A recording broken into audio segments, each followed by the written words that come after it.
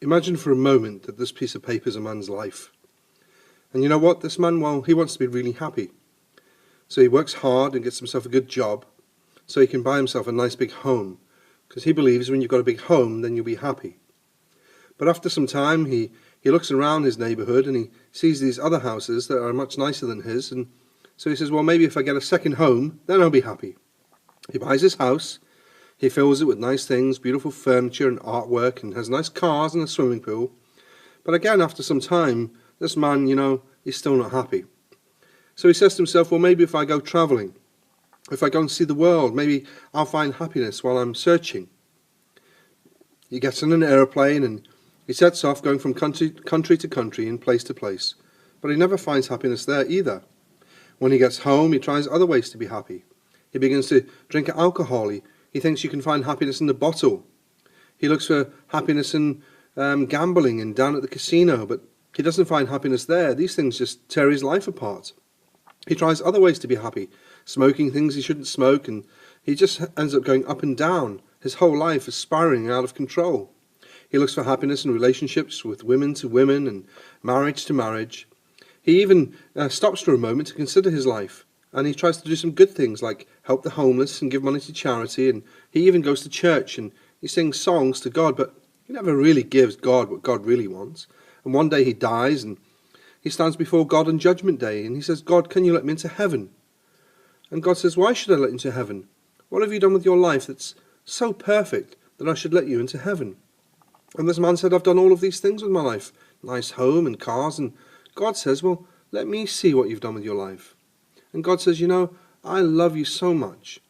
I love you so much I wanted a relationship with you. But you began to look for happiness in all of these things. You look for happiness here, in your possessions and your homes, but you never found it. You began to look for happiness here, in your nice cars and your nice clothes and your nice holidays, but you never found happiness there either. You began to try to find relationships in other things, like a relationship with the alcohol.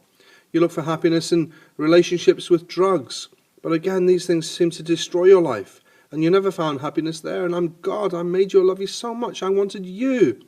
And yes, I saw here when you gave money to charity and you helped the homeless, but you never found happiness there either. You went from marriage to marriage, and due to your own selfish nature, you broke those marriages in two, and you seem to destroy other people's lives. All of these things you've done with your life, they only take you to this place, hell. But that is why I sent my Son Jesus Christ into this world, so that he would die this cruel and painful death on a cross, to take the punishment that you and everyone in the world deserve for breaking my laws. That by doing two simple things, you can find eternal life. By turning away from the things you know are wrong, saying sorry to Jesus and asking him to forgive you, and surrendering your life to him.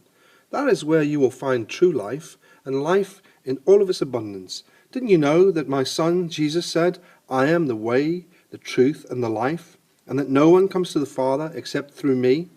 He said that in John 14:16. And amazingly, Jesus Christ also said this. Jesus Christ said, I am the light of the world, and whoever follows me will never walk in darkness, but will have the light of life.